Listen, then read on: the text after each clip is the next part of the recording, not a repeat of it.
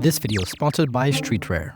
Are you tired wearing the same old boring clothes every day? Do you want to add some more street style to your wardrobe? Look no further than Streetwear. Streetwear is a unique streetwear brand that blends pop culture with high fashion, bringing you fresh and trendy designs that will make you stand out from the crowd. From graphic tees to hoodies, accessories to secret wear items, Streetwear has something for everyone. Their Orewa collection features your favorite characters from popular series, giving you the chance to show off your personality and fandom. And the Streetwear Essential collection provides you with a wide range of remixes of the Streetwear brand that features iconic characters as well.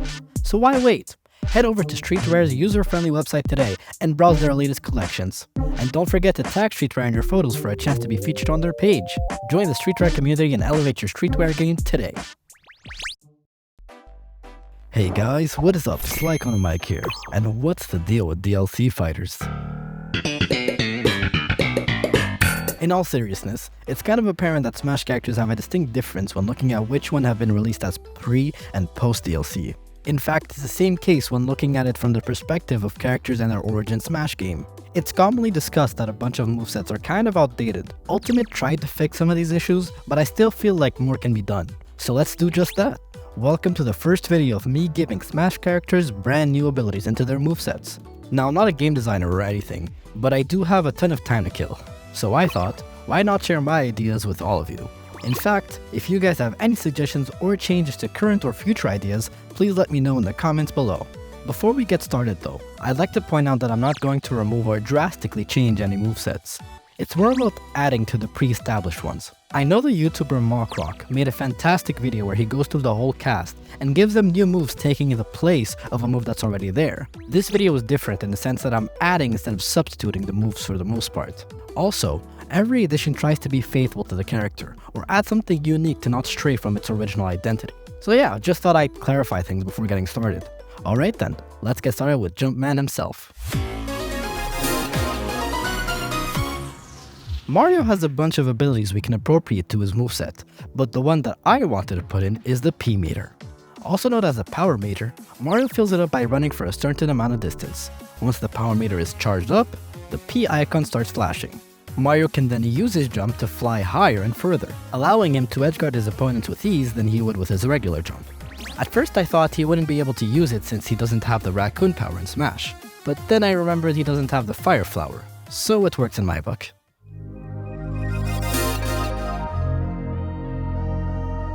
Donkey Kong was kinda tough since he doesn't have much room for additions. At first I was going to say aerial down B should be something more like PM or P+, but his current one works pretty well, so no. Instead, here's my idea. DK can now throw barrels at opponents. How? By holding shield and pressing B, he picks up a barrel. Just like Inkling, which by the way should be a common input in my opinion. Barrels act like they already do, but with a twist. There are 3 types of barrel: normal, TNT, and blast. Normal, are normal barrels. TNT barrels explode on contact, and blast barrels send someone flying if they get caught. However, these appear rarely like Peach Beam Sword or Bomb Bombs.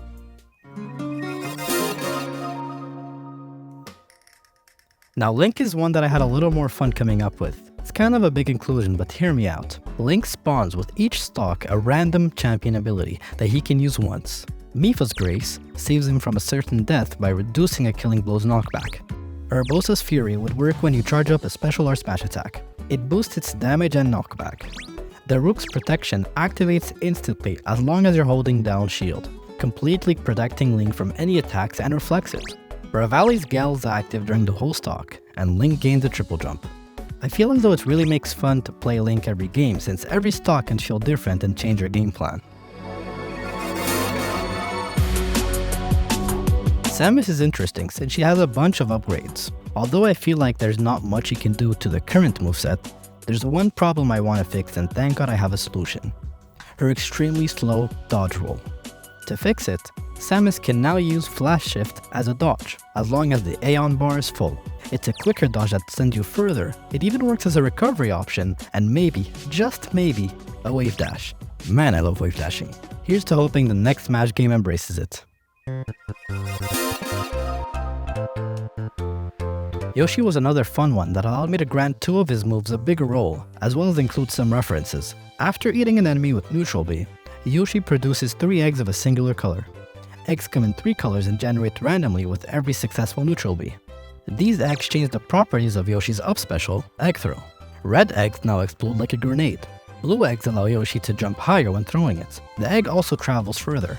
Yellow eggs travel less distance, but are heavier and hit harder. Did I just turn Yoshi into an Olimar clone?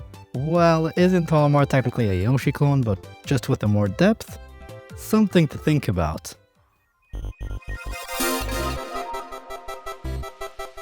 Kirby is difficult. I mean, I was about to say just buff the guy and not allow hits to remove his copy ability, but then I decided we can also scrap grounded down B. Now, what should we give him instead? Well, honestly, you can practically give him anything. But if I were to choose, I'd say Beam or Bomb, since they're iconic and have been enough games to justify their appearance. Fox is one that I personally allowed myself to have fun with. Introducing the Shine.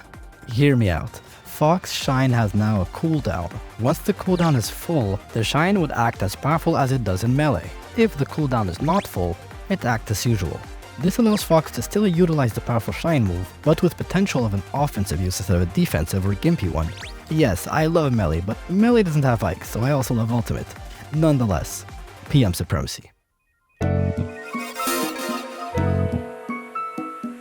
We don't touch Pikachu. We never touch Pikachu.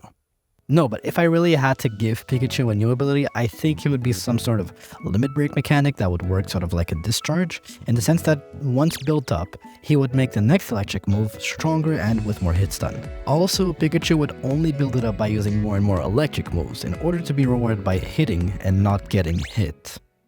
Yeah. Luigi was funnily enough not fun to hypothesize for, since his kit doesn't really add up to how his character is in Mario games. I mean, we could give him electricity instead of fire, referencing Mario and Luigi. Now let's just pile on with the one mechanic that does represent him, his grab. Slam activates after 7 successful pummels. When you throw your opponent after 7 pummels, Luigi unleashes a stronger throw similar to how the slam works in Luigi's Mansion 3, dealing extra damage and knockback to the opponent.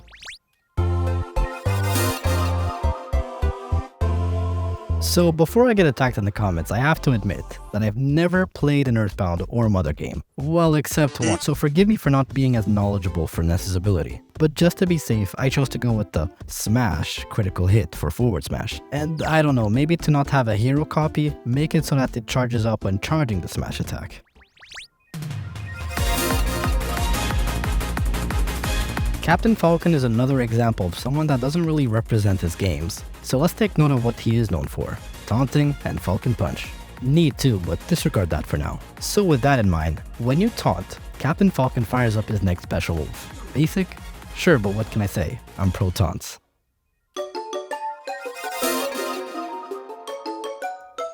And finally we touch on the puffball, Jigglypuff. This one is funny because I was having some trouble finding something that would work for Puff. Funny how both pink balls, have the same problem. But then I was thinking about how annoying Puff is. Then I was thinking about how I can make her less annoying. But then I said no, let's make Puff more annoying. Introducing Huff Puff, a unique ability that allows her to inflate and push enemies away when holding shield and pressing B, as an out of shield option. Yeah, I'm something of a sadist myself. If it's in any way comforting, this ability has a cooldown, so it's best to use strategically and not rely on it too heavily. And so that about wraps up this part of giving Smash characters abilities. If you guys enjoyed, please do let me know what you liked about it and if you have any ideas too. Also, leave a like and subscribe so that you know when part 2 is up and so that I know if I should make a part 2. Alright then, thank you guys so much for watching till the end and see you guys in the next video.